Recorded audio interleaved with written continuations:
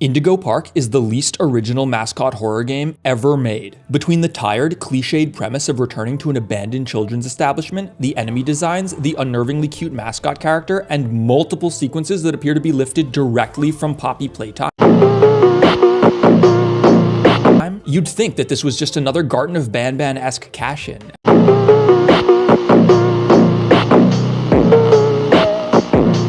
And in a lot of ways, it kind of is. But it's more complicated than that. The game begins with a really slick cinematic depicting the establishment of Indigo Park alongside its founder, Isaac Indigo. Isaac Indigo? Hold on, that's not a name that humans have. Isaac Indigo? Hold on, that's not a name that humans have.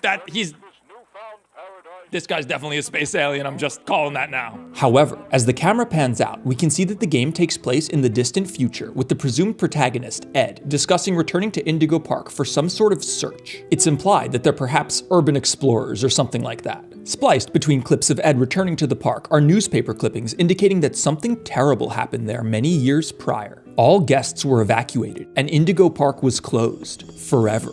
As the game begins, we find the park's main gate sealed, and upon heading into the service station next door, we encounter Rambley, the single best part of Indigo Park.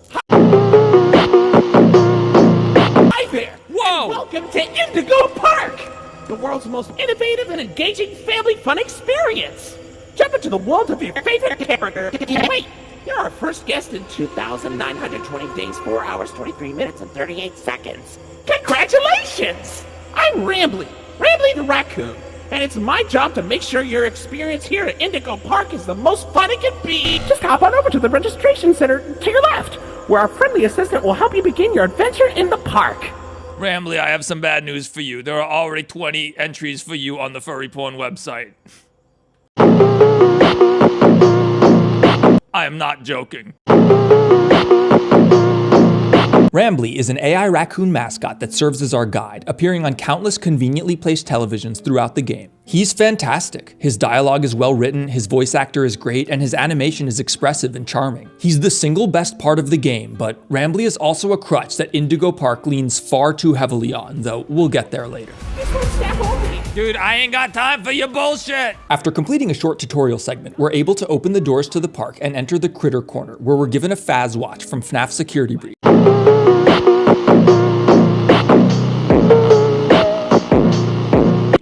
Your very own Critter Cuff, a new way to interact with the park that also doubles as a pedometer, heart monitor, and mood ring. It's useless. It's just a plot device to justify why some doors don't open until they need to. Isn't it that Minecraft YouTuber who did bad stuff? Hooray! Great work, buddy! Now try entering the park, and we can start our Indigo adventure! We started our Indigo adventure a long time ago, when we realized that this guy's name was Isaac Indigo, which ain't no human name that any human has ever been named in the history of names. Bruh. Isaac Indigo is definitely a space alien, like I said. It's like Ivan Ooze, dude. What kind of name is Isaac Indigo? What kind of name is that? There he is, Isaac Indigo.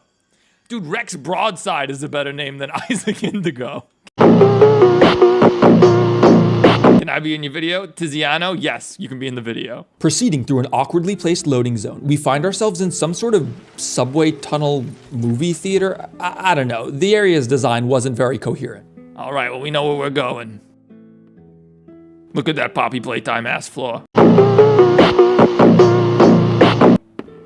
Although, something is going on with the resolution or something. I don't know. Your facial data suggests you may be a bit older than the target audience for this ride, but it's one of my favorites. Do you know why Rambley the Raccoon loves Rambley's Railroad? Because I like trains.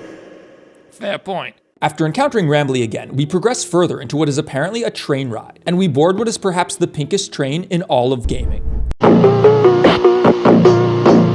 This is one pink-ass train, I gotta say. That's one of the most pink trains I've ever seen. The train segment is cute. I'm Conductor Rambley.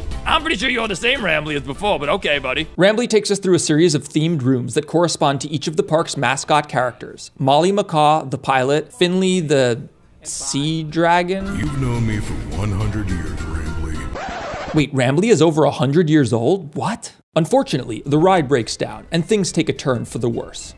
Still.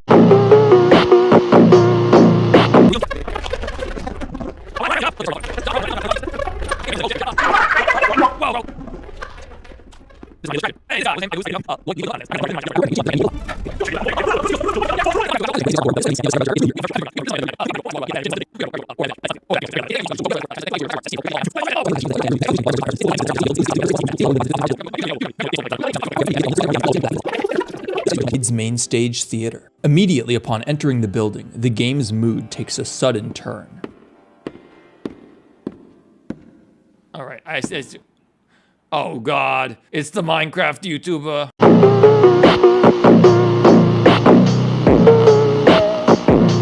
This ain't good. Getting flashbacks to Dog Day.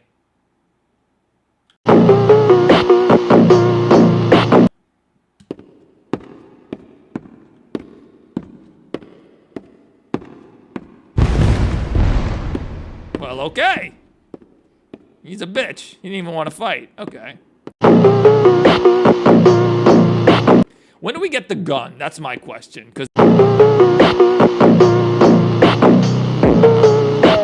that's when this game gets really good from my understanding, when you get the gun. Lloyd the Lion is chilling on stage, but leaves upon seeing us approach. As we enter the backstage though, Rambley appears on a hastily strung up monitor to warn us that he won't be able to communicate with us beyond this point. Hey, buddy, I've got eyes all over the park, but I can't see anything behind the stage. If you're going back there, be careful. Your Criticov is not yet able to resuscitate you. Bad delivery on the word anything. Should have done a retake. After jamming on the piano, we head deeper into the backstage, and things begin to grow very tense. I wasn't scared, by the way. I wasn't scared by playpen, highly reminiscent of Dog Days from Poppy Playtime Chapter 3, or the daycare from FNAF Security Breach. This section presents itself as a puzzle, but it's really not. It's another fetch quest. Embedded in the walls are 5 colored blocks that can each be set to one of 4 symbols, and throughout the area we find paintings of shapes that correspond to the code. Again, it's not really a puzzle, it's just a slightly contrived justification to make you wander through this area and experience all of the scripted sequences. Embedded in the walls are 5 colored blocks that can each be set to one of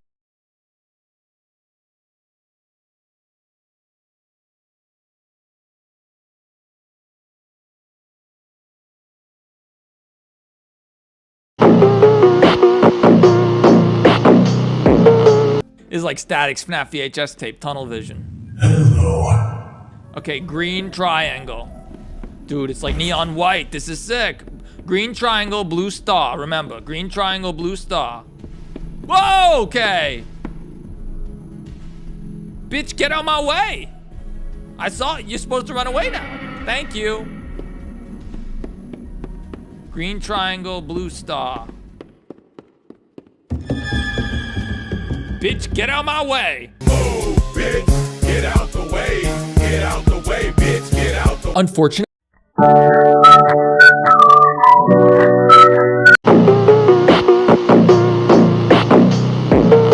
by this point, the game had all but telegraphed that I wasn't in any danger, and thus, I wasn't really scared. After solving the puzzle, we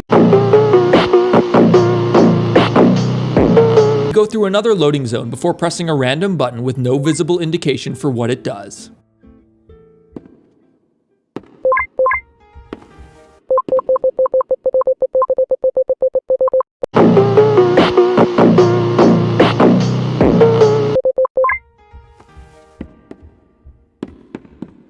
I guess it opened that door, maybe.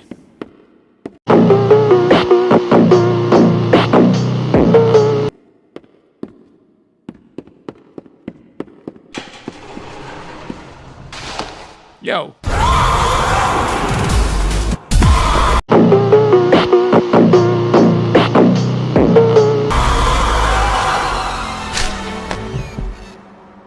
Do we win?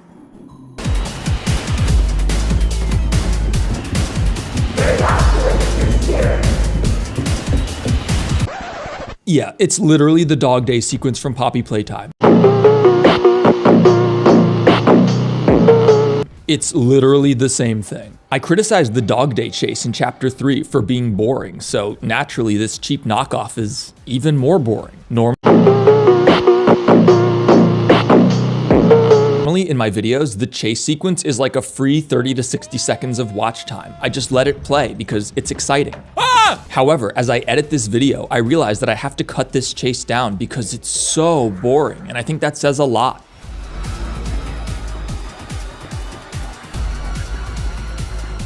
We got it, we got the secret.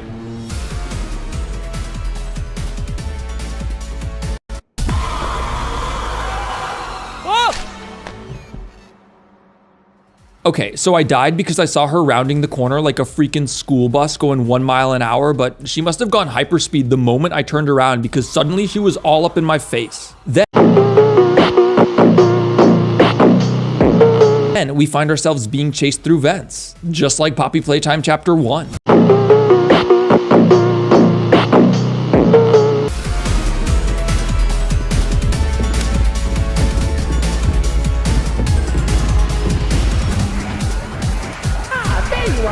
Shut up!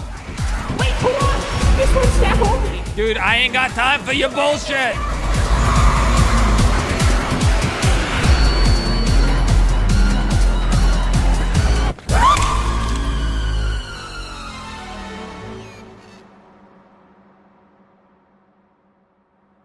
Welcome to the Rambley's Wranglers Registered Room. Here we have plenty of amenities and... Okay. I can see in your facial tracking that you're scared, angry, upset. Transparency is an important part of our policy here at Indigo Park, so... I need to be honest about something. The park has been inactive for years. Employees stopped showing up, guests too. The mascots are... I just was so excited to see a visitor, and I wanted to be sure you were given the best experience possible. Motherfucker! But I was confined to the entrance for so long, I didn't realize just how much disrepair the park has fallen into. Wasting all of your fun time. Sorry for the inconvenience.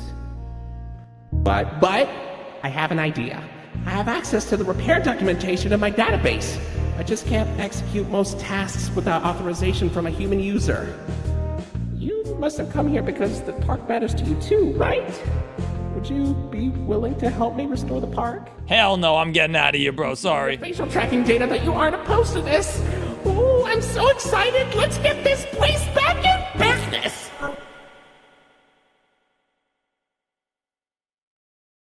Okay, that was a good sequence.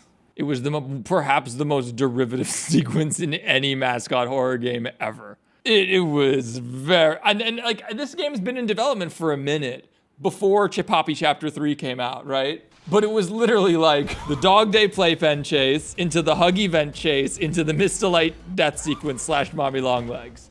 Now, this is like a big epic moment, and like this takes time to set up a special effect this awesome. That was super cool. I liked it a lot. Great. It may have been that this was like in progress before Chapter 3.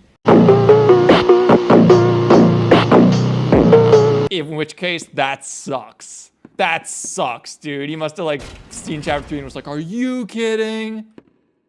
Because that's the same exact thing. Okay, welcome to the crew, Rookie Wrangler. Definition of a shallow walking simulator that is in many ways even less original than Garten of Banban.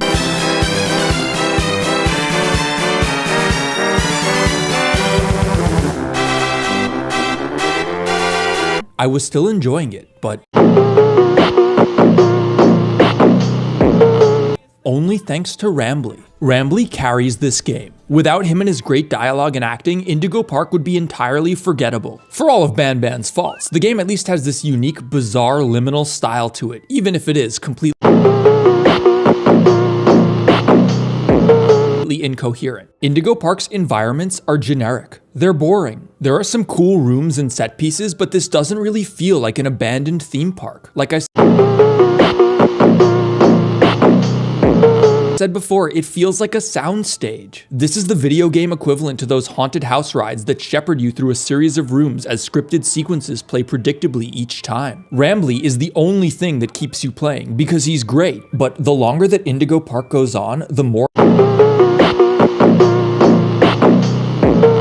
Hey, sorry guys. I have not been posting videos in a while. The last test video was just a different version of a video that exists. So I made this. Thanks for watching.